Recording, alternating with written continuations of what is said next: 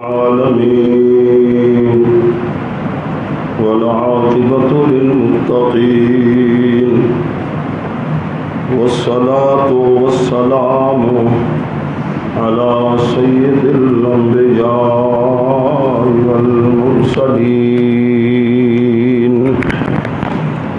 أما بعد فأعوذ بالله من الشيطان الرجيم بسم الله الرحمن الرحيم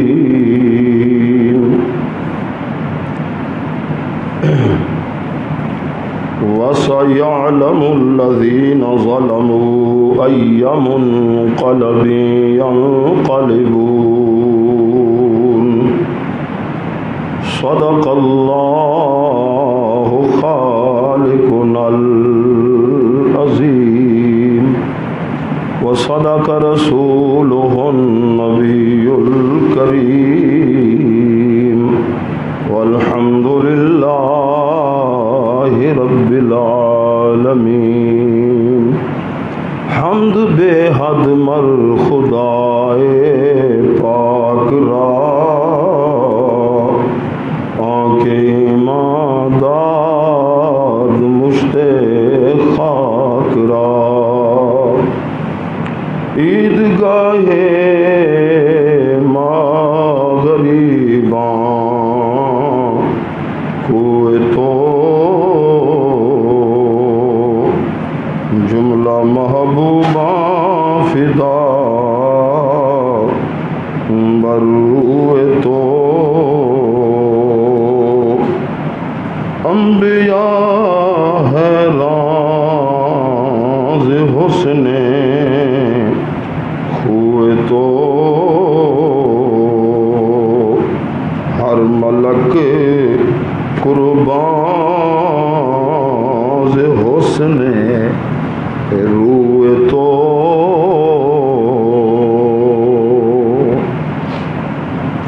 راست گو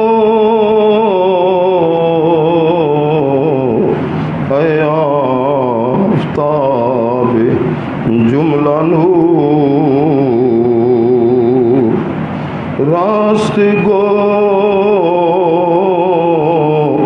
اے آفتاب جملہ نور، از کجا ملک فرمودی ظہور،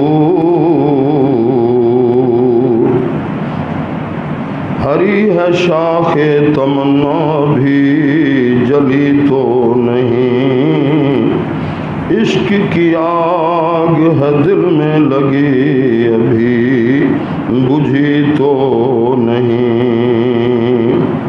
جفا کی تیغ سے گردن وفا شعاروں کی کٹی ہے برسر میدان مگر جھکی تو نہیں۔ انتہائی محترم و مکرم جملہ حاضرین، محرم الحرام شریف کے اندر ہم نے موضوع شروع کیا تھا شہدائے کربلا کا، مدینہ طیبہ سے مکہ المکرمہ پھر کربلا، اور وہاں سے پھر کربلا سے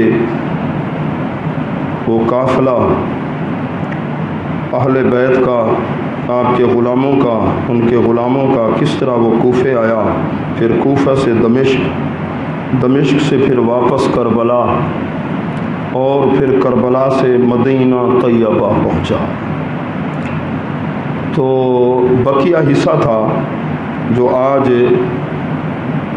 الحمدللہ وہ بیان کریں گے کہ یہ جو یزیدی تھے ظالم، جنہوں نے ظلم و ستم کیا، پھر ان کا انجام کیا ہوا۔ تو آئندہ اب مہینہ سفر شریف کا شروع ہو رہا ہے، پھر انشاءاللہ اور موضوع جو ہوں گے وہ زیر بحث آئیں گے۔ تو اس کو ہم نے ترتیب سے شروع کیا تھا، قرآنی آیات، احادیث مقدسہ، پھر یہ تاریخ کی حیثیت سے جو مطالعہ کیا میں نے تو آپ کو میں نے سنایا، اور آج ہم ذکر کر رہے ہیں جو اہل بیت پر امام علی مقام رضی اللہ تعالیٰ عنہ اور آپ کے رفقا پر جن یزیدیوں نے ظلم کیا ان کا حشر کیا ہوا، ان کا انجام کیا ہوا۔ تو قرآن مجید میں اللہ تعالیٰ نے ارشاد فرمایا وَسَيَعْلَمُ الَّذِينَ ظَلَمُوا، اور ان قریب ظالم جان لیں گے، ظالموں کو پتہ چل جائے گا اَيَّ مُنْقَلِبٍ يَنْقَلِبُونَ کہ ان کا حشر کیا ہوتا ہے۔ اور قرآن حکیم کے اندر اللہ تعالیٰ نے ظالموں کے بارے میں فرمایا إِنَّهُ لَا يُحِبُّ الظَّالِمِينَ، اللہ تعالیٰ کو ظالم پسند نہیں ہے۔ تو قرآن حکیم میں اور مقام پہ فرمایا وَتَرَى الظَّالِمِينَ لَمَّا رَأَوُا الْعَذَابَ، جب ظالم عذاب کو دیکھیں گے تو کہیں گے حل الی مرد من سبیل، کیا واپس لوٹنا ہے کہ ہم جا کر معافی مانگ لیں؟ تو پھر موقع نہیں ملے گا۔ اور ایک حدیث پاک ہے، حضور علیہ السلام نے ارشاد فرمایا اپنے صحابہ کو انصر الظالم والمظلوم، ظالم کی بھی مدد کرو اور مظلوم کی بھی مدد کرو۔ صحابہ کرام رضوان اللہ علیہ اجمعین نے عرض کی آقا یہ بات تو سمجھ آتی ہے کہ مظلوم کی ہم مدد کریں، یہ بات ہمیں سمجھ نہیں آتی ظالم کی مدد کیسے کریں۔ اللہ کے پیارے محبوب صلی اللہ علیہ وسلم نے ارشاد فرمایا ظالم کی مدد اس طرح کرو کہ اس کو ظلم سے روکو، طاقت ہے تو اس کے ہاتھ کو پکڑو وہ ظلم نہ کرے، ظلم سے اس کو روکو، یہ ظالم کی مدد ہے۔ اور مظلوم جس پہ ظلم ہو چکا اس کی مدد کرو۔ اور حدیث پاک ہے اس کا مفہوم یہ ہے کہ مظلوم کی دعا اگرچہ کافر کیوں نہ ہو، اس پر بھی ظلم کرو گے نا، اس کی دعا فوراً قبول ہو۔ اللہ کا عرش کانپ جاتا ہے۔ اللہ تعالی ہمیں ظلم سے بچائے۔ ظلم کا لغوی معنی ہے وضع شے فی غیر محلہ، کسی شے کو اس کے غیر محل میں رکھنا۔ لغت کے اعتبار سے سرما آنکھوں میں لگاتے ہیں، کوئی ناک میں ڈال دے، لغت کے اعتبار سے اس کو ظلم کہتے ہیں۔ پھر شریعت کے اندر ظلم کے مختلف معنی ہیں، کسی کا حق مارنا یہ بھی ظلم ہے، قتل کرنا کسی کو ناجائز یہ بھی ظلم ہے، لڑائی دنگا فساد پر یہ بھی ظلم ہے، اور پیارے محبوب کے پیارے غلاموں کفر کے لیے بھی ظلم کا لفظ استعمال ہوا ہے، کفر کے لیے بھی۔ اس کے مختلف درجات ہیں ظلم کے۔ اللہ تبارک و تعالی ہمیں ظلم سے بچائے۔ ہم اپنے پیر و مرشد کی بارگاہ میں خلیل آباد شریف جب جاتے تھے نا، اپنے مریدوں کو پیر صاحب فرماتے میرے پاس ظالم بن کے نہ آنا، مریدوں کو سمجھاتے تھے کسی پہ ظلم کر کے نہ آنا، مظلوم بن کے آ جانا، پھر ہم دعا کریں گے۔ حضرت شیخ سعدی رحمۃ اللہ علیہ کی کتاب بھی ہے، اس میں کہ شکر خدا، اللہ کا شکر ہے میں مظلوم ہو کے جا رہا ہوں، نہ کہ ظالم بخاک۔ قبر میں جا رہا ہوں مظلوم ہو کے، ظالم ہو کے نہیں۔ تو ظالم کا انجام بہت خطرناک ہے کہ کچھ گناہ کے کام ایسے ہوتے ہیں مرنے کے بعد ان کی سزا ہوگی۔ یہ ظلم ایسا گناہ ہے، کسی پہ ظلم کرنا۔ دنیا کے اندر اللہ تعالیٰ ظالم کو اس کا ظلم کا انجام دکھا دیتا ہے۔ ان لوگوں کے ساتھ کیا ہوا؟ نمازیں پڑھتے تھے، قرآن بھی پڑھتے تھے، اور سیدنا امام علی مقام اور آپ کے رفقا، آپ کے گھرانے کے افراد پر 3 دن پانی بھی بند کیا اور ظلم و ستم کیا، اور انہیں شہید کر دیا گیا۔ جو بقیہ افراد تھے، خواتین مرد، ان کو بھی بہت زیادہ مسائل و علام سے دو چار ہونا پڑا۔ بہت بڑا ظلم تھا۔ تاریخ کے اندر ظلم کے کئی واقعات ہیں۔ ایک مرتبہ میں مطالعہ کر رہا تھا سفر نامہ ابن بطوطہ، یہ 25 سال کا جوان تھا، اس نے سفر شروع کیا، سیاح تھا، سیاح۔ جب واپس لوٹا اپنے وطن میں تو اس کی عمر 50 سال تھی۔ تو ابن بطوطہ کہتا ہے ایک علاقے میں گیا، وہاں بھتیجوں نے سگے چچے کو قتل کر دیا تھی، اور جب اس کا خون بہا تو انہوں نے اس خون سے وضو کیا۔ کون؟ سگے بھتیجے تھے۔ اب مقتول کے جو بیٹے تھے وہ موقع کی تلاش میں تھے، اپنے چچا زاد بھائیوں سے انتقام لینا تھا۔ وقت گزرتا رہا، موقع ملا، بس انہوں نے بھی ان کو پھر قتل کر دیا۔ جب ان کا خون جاری ہوا انہوں نے اس خون کو پی لیا، انہوں نے خون سے وضو کیا اور انہوں نے اس خون کو پی لیا۔ بڑے بڑے ظلم کے داستانیں تاریخ کے اندر ہیں، پر کربلا کے اندر جو کچھ ہوا، پھر ان لوگوں کا انجام کیا ہوا؟ 3 سال اور 7 ماہ تک یزید نے حکومت کی۔ جب مرا تو جس وقت کعبہ شریف کے اندر آگ لگی، مدینہ طیبہ کی بے حرمتی کی گئی، مسجد نبی شریف کی، تو اس پر اتنا خدا کا عذاب آیا، یہ تڑپ تڑپ کے مر گیا، ایڑیاں رگڑتے ہوئے۔ کون؟ یزید۔ اور یزید کا حال، اس کو دفن کہاں کیا گیا؟ دمشق کے قبرستان باب الصغیر میں۔ اب تاریخ کے اندر لکھتے ہیں کہ اب وہاں لوگ روڑے، اینٹیں، پتھر پھینکتے ہیں جہاں اس کی قبر، پھر وہاں بھٹی لگا دی گئی جہاں لوہا پگھلایا جاتا ہے، جہاں لوہا، جہاں آگ ہی آگ ہے۔ یہ اللہ تعالیٰ نے دکھایا اس کا انجام۔ تو اب یزید کے بعد اس کے بیٹے کا نام تھا حضرت معاویہ رضی اللہ تعالیٰ عنہ، والد کا نام بھی یہی ہے، وہ صحابی رسول ہے، اور اس کے بیٹے کا نام بھی یہی ہے۔ وہ خوف خدا والا تھا، اس نے اپنے باپ کا حشر دیکھا۔ لوگوں نے بہت کہا کہ باپ کی سیٹ سنبھال، اس نے کہا اہل بیت پر ظلم کرنے کی مجھے بدبو آتی ہے۔ وہ اندر چھپ کے بیٹھ گیا، وہیں روتا رہا، بیچارہ روتا رہا۔ 40 دن کے بعد فوت ہو گئے۔ تو یہ مر گیا یزید، اور اس کا حشر کیا؟ آج تک وہاں آگ۔ لیکن جو یزید کے طرفدار ہیں ان کی قسمت، ہم تو حسینی ہیں، نواسہ رسول کی محبت ہمارے دلوں میں ہے، یہ ان پہ ظلم ہوا۔ اچھا، اس دوران عبید اللہ ابن زیاد تھا جس نے لشکر بھیجا، کہاں؟ کربلا کے اندر۔ عمر بن سعد جو تھا یزیدی فوج کا، یہ سپہ سالار تھا، جو کچھ وہاں ظلم ہوتا رہا تو پیچھے سے آرڈر اس کا تھا، یزید بھی ساتھ ہی تھا۔ تو اس دوران ایک شخص، اس کو قید میں ڈال دیا گیا، اس کا نام ہے مختار ثقفی، کیونکہ حضرت امام مسلم بن عقیل تشریف لائے تو اس نے اپنے گھر، اور ایک حضرت عروہ بن ہانی تھے، ان پر بھی ظلم تشدد کیا گیا۔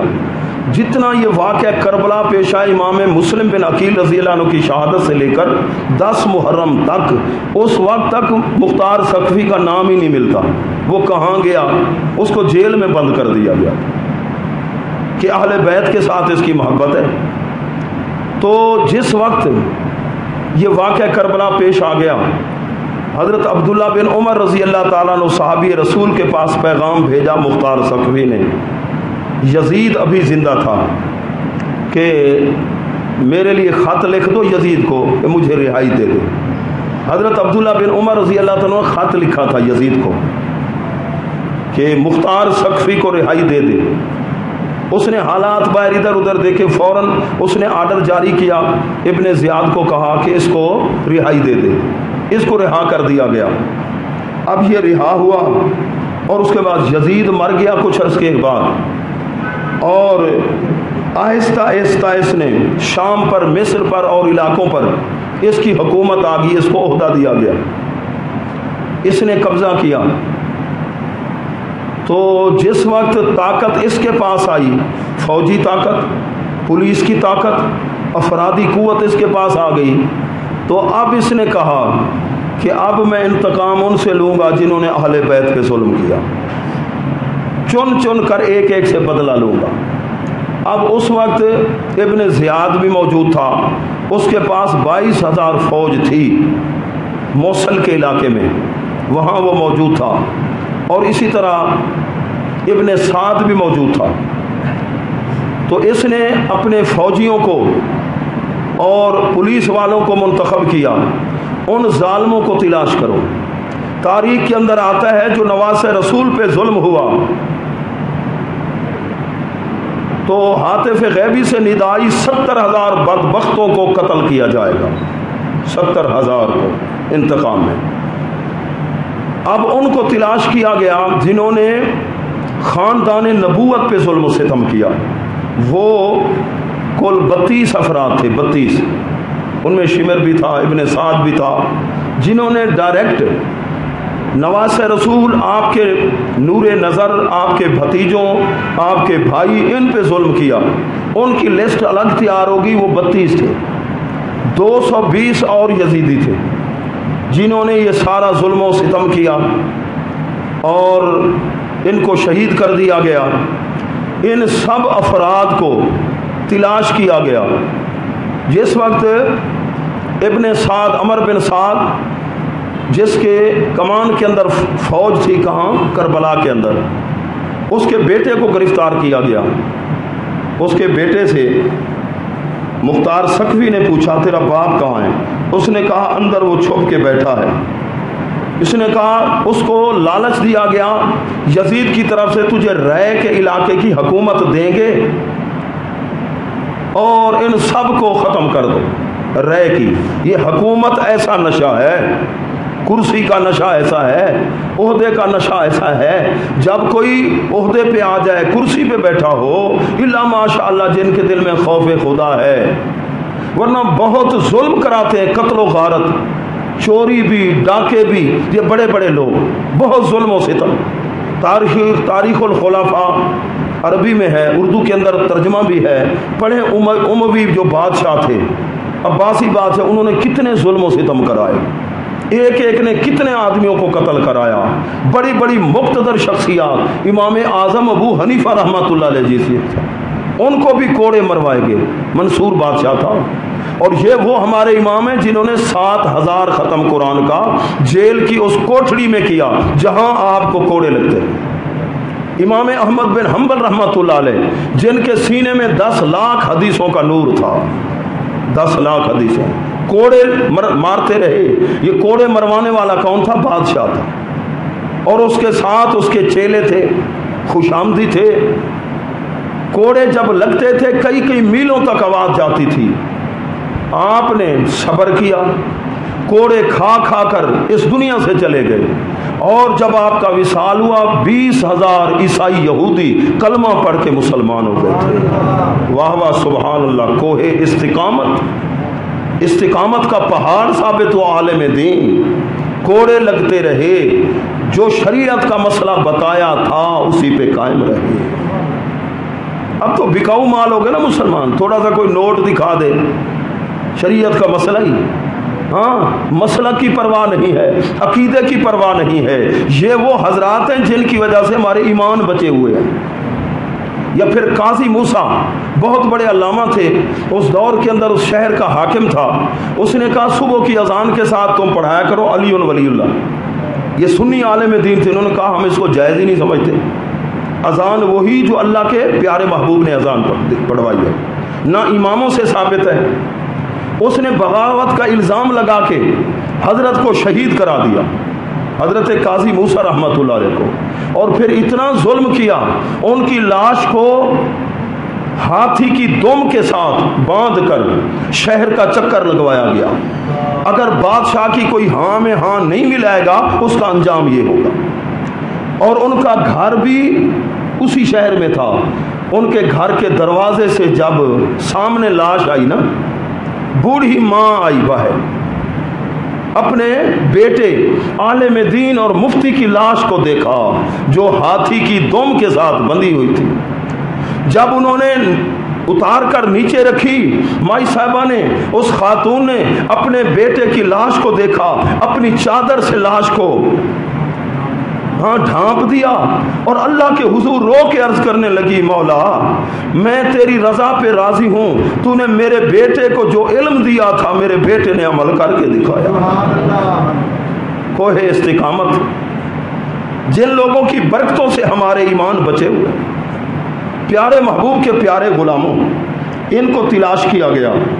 ابن سعد، عمر بن سعد کو پکڑ کے لایا گیا۔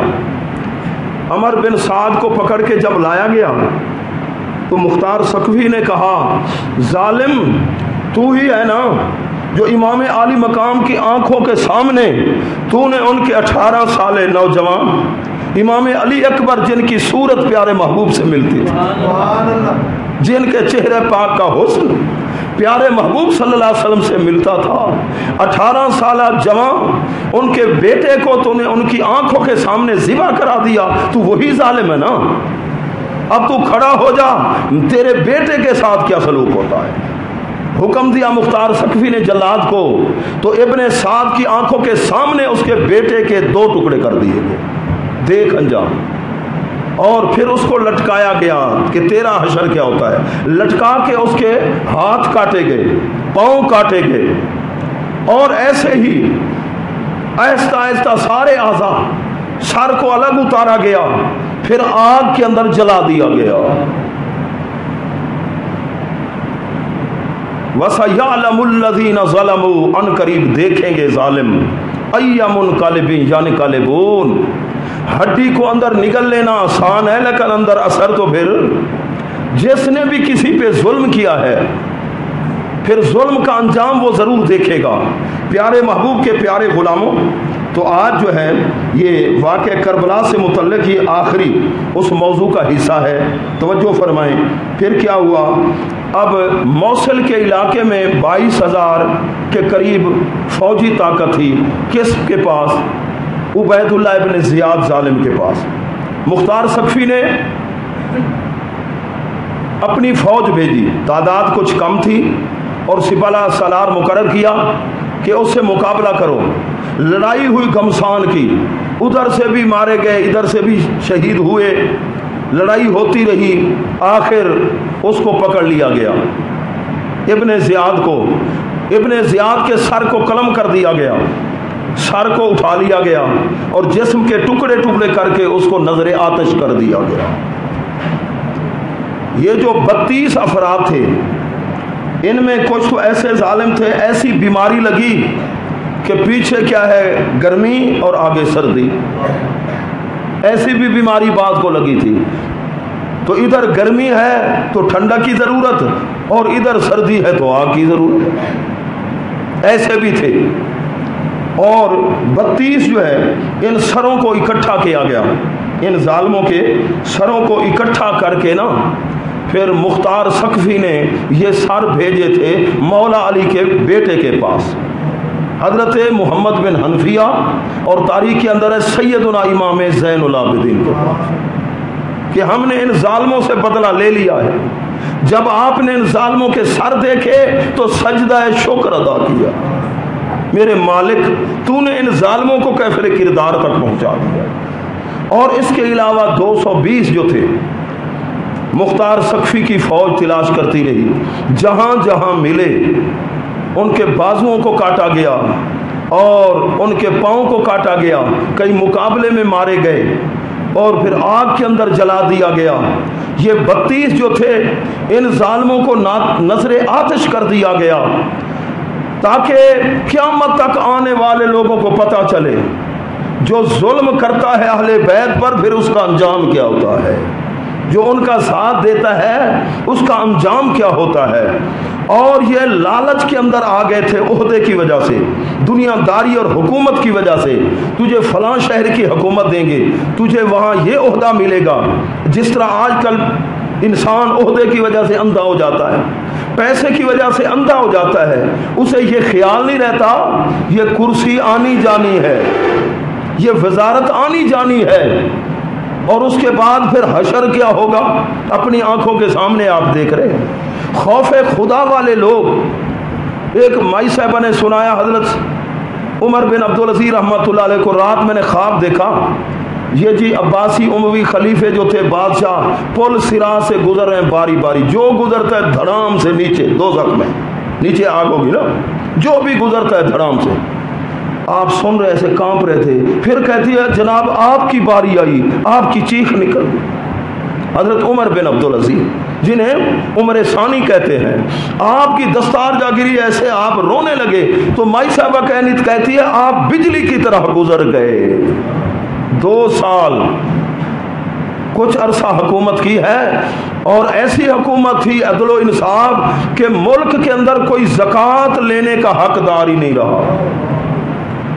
آپ کی بیوی صاحبہ فرماتے ہیں میں نے رات کو کبھی نیند کرتے ہوئے نہیں دیکھا، جب بھی دیکھا رو رہے، دعائیں مانگ رہے ہیں رعایا کے لیے، اللہ کے حضور رو رہے ہیں یا اللہ میں کمزور بندہ ہوں، مہربانی فرمانا، میری مدد فرمانا۔ اور ایسا نظام حکومت چلایا، ایسا نظام حکومت چلایا۔ پیارے محبوب کے پیارے غلاموں، آج تک تاریخ کے اندر سنہری حروف سے انہیں یاد کیا جاتا ہے، اور یہ یزیدی کلمہ پڑھنے والے، یہ ظالم لوگ جنہوں نے ظلم و ستم کیا، ایک ایک کر کے یہ تباہ و برباد ہوتے رہے۔ اللہ تعالیٰ ظلم و ستم سے بچائے، کہہ دیجئے آمین۔ درود پاک پڑھیے۔ الصلاۃ والسلام علیک سیدی یا رسول اللہ، الصلاۃ والسلام علیک سیدی یا حبیب اللہ، الصلاۃ والسلام علیک سیدی یا رحمت للعالمین۔ ان کی قبریں کہاں گئیں؟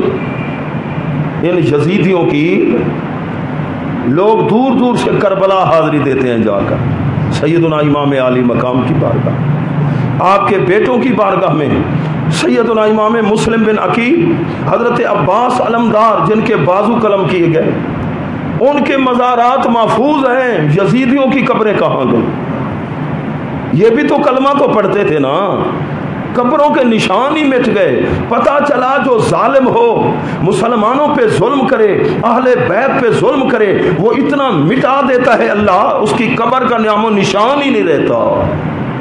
تو اس لیے یہ زندگی جو ہے یہ عارضی زندگی ہے۔ کتاب ہے میرے پاس ایک، اس کا نام ہے الکبائر، اور بہت بڑے محدث ہیں، عربی کی کتاب ہے، انہوں نے کبیرے گناہوں کی سزاؤں کو جمع کیا ہے۔ نماز چھوڑنا کبیرہ گناہ، سزا کیا ہوگی؟ سود کھانا کبیرہ گناہ، سزا کیا ہوگی؟ اس کے اندر ایک یہ بھی ہے کہ ظلم کرنا کبیرہ گناہ ہے، ظالم کی سزا کیا ہوگی؟ ظلم کرنا۔ یہاں تک کہ اگر ایک بالش کے برابر کسی نے زمین پہ ظلماً قبضہ کیا، اس کا حشر کیا ہوگا؟ 7ویں زمین تک زمین اٹھا کے اس کے سر پہ رکھی جائے، اٹھا۔ چوری کی ہے، جانور چرایا کسی کا، گائے بھینس ہے، قیامت والے دن چور کے کندھے پہ سوار ہوگا، چور کے کندھے پہ وہ جانور بولے گا اس نے مجھے چرایا تھا۔ کوئی شاید چھپ نہیں سکے گی، یہ ہاتھ گواہی دیں گے، ہاتھوں کے ساتھ جو کچھ ہم کرتے ہیں، جو کچھ دفتروں میں بیٹھ کر حساب لکھتے ہیں، یہ ہاتھ بھی اس وقت، زبان خاموش ہو جائے گی، اللہ فرمائے گا زبان تو چپ ہو جا، ہاتھ بولیں گے ہمارے خلاف، ہمارے پاؤں، ہمارے اعضاء ہمارے خلاف بولیں گے۔ تو اس لیے ہمیں فکر ہونی چاہیے کہ ان اعضاء کو کیسے ہم نے استعمال کرنا ہے۔ تو میں عرض کر رہا تھا الکبائر، علامہ شمس الدین ذہبی رحمۃ اللہ علیہ بہت بڑے عظیم محدث گزرے ہیں، ظلم کے حوالے سے انہوں نے لکھا کہ کتنی کڑی سزا ہے ظالم کی۔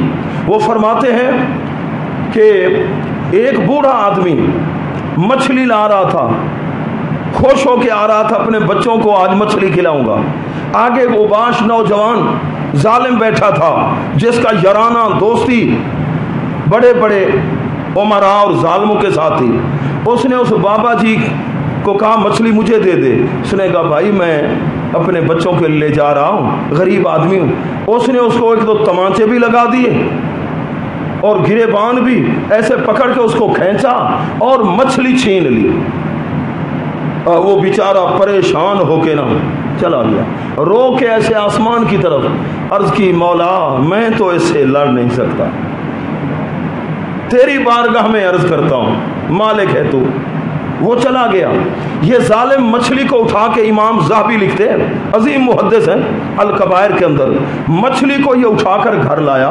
اللہ تعالیٰ کی طرف سے عذاب تھا، مچھلی نے نا اس کے انگوٹھے کو کاٹ لیا۔ مچھلی نے، عذاب تو اللہ کی طرف سے تھا۔ اب رات کو اتنا درد شروع ہوا، اتنا درد شروع ہوا، ساری رات دھاڑے مارتا رہا۔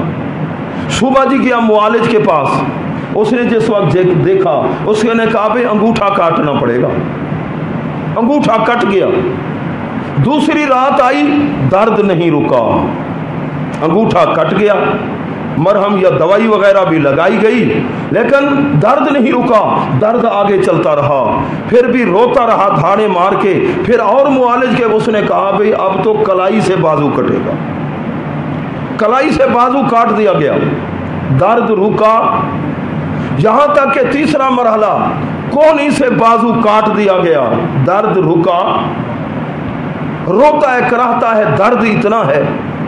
آخر کسی سمجھدار معالج کے پاس گیا، اس نے کہا کہ پہلے ذرا ہسٹری تو بتا۔ جیسے ہمارے ڈاکٹر محمد عامر صاحب پوچھتے ہیں کہ ہم تو بھائی نبض نہیں دیکھیں گے، الٹرا ساؤنڈ مشین بھی نہیں، یہ علامتیں پوچھتے ہیں نا ہومیوپیتھی والے، علامات پوچھ کے، بھئی تو اپنی ہسٹری تو بتا، یہ تجھے بیماری لگی کہاں سے؟ اس نے ہسٹری بتائی، اور تو کچھ پتا نہیں۔ ایک غریب آدمی مچھلی اٹھا کے لا رہا تھا، میں نے نہ اسے پیسے دیے، اس کی بےزتی بھی کی، کیونکہ اپنی جوانی پہ طاقت پر بڑا بھروسہ اعتماد تھا کہ میرا یہ بگاڑ کیا لے گا، فلاں فلاں کے ساتھ میری یاری ہے، فلاں آدمی کے ساتھ یاری ہے، اس کی بےزتی بھی کی، اسے مارا پیٹا بھی ہے، اور مچھلی بھی چھین لی۔ بس اس مچھلی نے بس ادھر جو ہے نا مجھے انگوٹھے پہ کاٹا۔ تو وہ کہنے لگے بھائی دنیا جہان کے جس ڈاکٹر طبیب کی دوائی استعمال کرے گا نا، میڈیسائن جیسی، تجھے شفا نہیں ہوگی، تو صحیح نہیں ہوگا۔ جی میں کیا کروں؟ کہنے لگا اسی آدمی کو تلاش کرو، اس آدمی کو تلاش کر، جب تک وہ معاف نہیں کرے گا یہ درد رکے گا، یہ درد نہیں رکے گا۔ وہ تلاش کرتا رہا، ایک دن گزر گیا، درد ختم نہیں ہوتا، دوسرا دن رات گزر گئے، دھاڑے مار کے روتا ہے، کہاں کا آدمی تلاش کرتے کرتے، علامہ ذہبی لکھتے ہیں الکبائر کے اندر، 3 دنوں کے بعد دیکھا اس آدمی کو، وہ جا رہا تھا کیسے، جب اس کو دیکھا ایسے دوڑ کر اس کے قدموں میں گر گیا، دھاڑے مار کے رونے لگا، یار مجھے معاف کر دے، میں نے تیرے اوپر ظلم کیا تھا، مجھے معاف کر دے۔ اس نے پوچھا بھی کیا ظلم؟ اس نے کہا مچھلی میں نے چھینی تھی اور تجھے تمانچہ بھی لگایا تھا، تیری بےزتی کی تھی۔ اس نے رو کے کہا کہ میں اس وقت بدلہ تو نہیں لے سکتا تھا، لیکن اللہ کے حضور میں نے عرض کر دی، اے اللہ تو ہی منتقم ہے۔ تو کہنے لگا اتنا عرصہ ہوا، دیکھ میرا حشر یہ ہو گیا، بازو یہاں تک کہ علامہ ذہبی فرماتے ہیں کندھے تک قلم کر دیا گیا، کندھے تک، درد رکا نہیں ہے، مجھے معاف کر دے۔ اب اس نے معاف کر دیا، جب معاف کیا تو درد رک گیا، مظلوم نے معاف کیا، درد رک گیا، زخم جہاں تھا وہ صحیح ہو گیا۔ اب یہ آدمی جس نے مچھلی چھینی اور ظلم کیا تھا، جہاں بھی اپنے دوستوں میں بیٹھتا تھا، محفل میں مجلس میں، ہر ایک کو کہتا تھا بھائی نہ ظلم کرنا، نہ ظالم کا ساتھ دینا، بھائی نہ کسی پہ ظلم کرنا، نہ ظالم کا ساتھ دینا، نہ ظلم کرنا، نہ ظالم کا ساتھ دینا۔ اب ہم اپنے گریبان میں جھانکیں، برادری کی وجہ سے پتہ بھی ہے برادری والے ظلم کر رہے ہیں، ظالم ہیں، نہ حق ان کا حق نہیں، لیکن ہم تو برادری کے پیچھے کھڑے ہیں، فلاں جی دوست ہے، دوست کی خاطر کھڑے ہیں۔ یہ نہیں کہ اپنا انجام کیا ہوگا، اپنی قبر کا انجام کیا ہوگا اور حشر کیا ہوگا۔ پیارے محبوب کے پیارے غلاموں، اللہ کے پیارے محبوب صلی اللہ علیہ وسلم نے فرمایا ظالم کی بھی مدد کرو، مظلوم کی بھی۔ مظلوم اگرچہ کافر بھی ہو، اس کی دعا سے بھی اللہ کا عرش کانپ اٹھتا ہے۔ کسی پہ ظلم نہ کرنا، اللہ تعالی ہمیں ظلم سے بچائے، کہہ دیجئے آمین۔ درود پاک پڑھیے، ٹائم کیا 50 منٹ۔ اللهم صل على سيدنا ومولانا محمد وعلى آل سيدنا ومولانا محمد وبارك وسلم. الصلاة والسلام عليك سيدي يا رسول الله، الصلاة والسلام عليك سيدي يا حبيب الله، الصلاة والسلام عليك سيدي يا رحمة للعالمين. برادران اسلام، جو ظلم کر کے اس دنیا کے سے جاتے ہیں نا، پھر قبر کے اندر کیا ہوتا ہے؟ قبر میں ان کا حشر کیا ہوتا ہے؟ اگر کوئی آنکھ ہو نا روحانی دیکھنے والی، دل کی آنکھ، تو اس قبر والے کو دیکھے اس کا حشر کیا ہو رہا ہے. جنہوں نے میدان کربلا کے اندر ظلم کیا، دیکھنے والی آنکھ اور روحانیت والی کہ یزید کے ساتھ کیا ہو رہا ہے، ابن سعد کے ساتھ کیا ہو رہا ہے، اور ابن زیاد کے ساتھ کیا ہوا، شمر کے ساتھ کیا ہوا، حرمل اور خولی کے ساتھ کیا ہوا، ان یزیدیوں اور ظالموں کے ساتھ کیا ہوا، ان کا آگے حشر کیا ہوا. حدیث پاک میں ہے کہ 99 سانپ مسلط کر دیے جاتے ہیں. ایک سانپ جب ڈستا ہے نا، ڈنگ مارتا ہے، کتنا صدیوں تک وہ درد ختم ہی، اور گرز ایک لگتا ہے فرشتہ مارتا ہے 70 گز نیچے. اللہ تبارک و تعالی میں ظلم سے بچائے. کہہ دیجئے آمین. اللہم صلی علی سیدنا و مولانا محمد وعلی آل سیدنا و مولانا محمد وبارک وسلم. پیارے محبوب کے پیارے غلاموں، آخر میں یہ عرض کر رہا ہوں، تو موضوع جو تھا واقعہ کربلا سے متعلق تاریخ کے حوالے سے میں نے تھوڑے تھوڑے حصے کر کے نا وہ آپ کو میں نے سنا دی. اگلا مہینہ ہے سفر کا، اس کے اندر اکثر اولیاء کرام کے عرس مبارک ہوتے ہیں، آراس مبارک، تو انشاءاللہ اولیاء کرام کا ہم ذکر خیر کریں گے. اللہ تبارک و تعالی شہداء کربلا کا صدقہ اللہ تعالی ہمارے ایمان کی حفاظت فرمائے. اللہ تعالی ہم مسلمانوں کو ظلم سے بچائے، سنت ادا فرما دیجیے.